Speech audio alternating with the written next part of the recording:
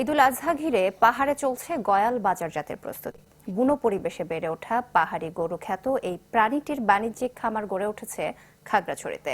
খামারিরা জানান, গঠন, বৈশিষ্ট্য আর মাংসের স্বাদ অনন্য হওয়ায় দিনে দিনে বাড়ছে গয়ালের চাহিদা। নুরুসফা মানিকের তথ্য ও ছবিতে desk report.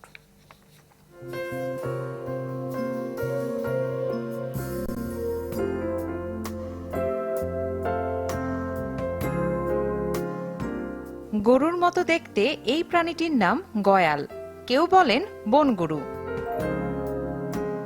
International Union for Conservation of নেচারের 2015 সালের লাল তালিকা অনুযায়ী বাংলাদেশের বন থেকে বিলুপ্ত হয়ে গেছে গয়াল, যদিও দেখা মিলছে পাহাড়ের খামারে।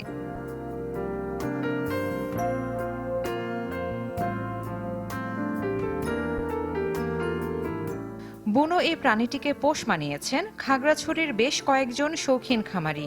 শুধু তাই নয়, কোরবানি ঈদে বাজারজাতের উদ্দেশ্যে লালন পালন করছেন বাণিজ্যিকভাবে।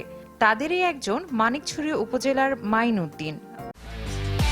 একমাত্র ওয়ালটন এসি দিচ্ছে 1 বছরের রিপ্লেসমেন্ট গ্যারান্টি এবং কম্প্রেসারের 10 বছরের গ্যারান্টি।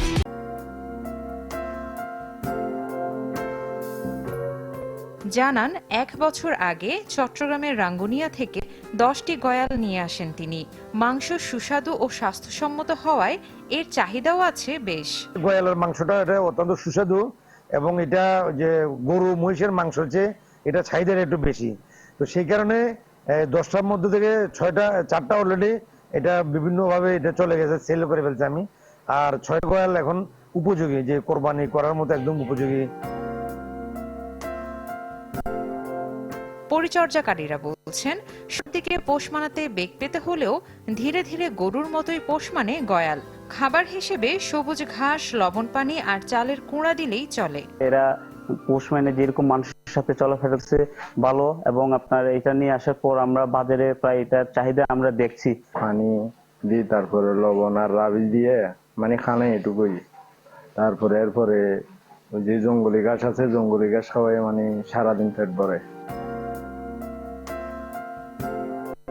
গৃহপালিত প্রাণী হিসেবে গয়াল চাষ হচ্ছে বৃহত্তর চট্টগ্রাম সহ দেশের বিভিন্ন অঞ্চলে।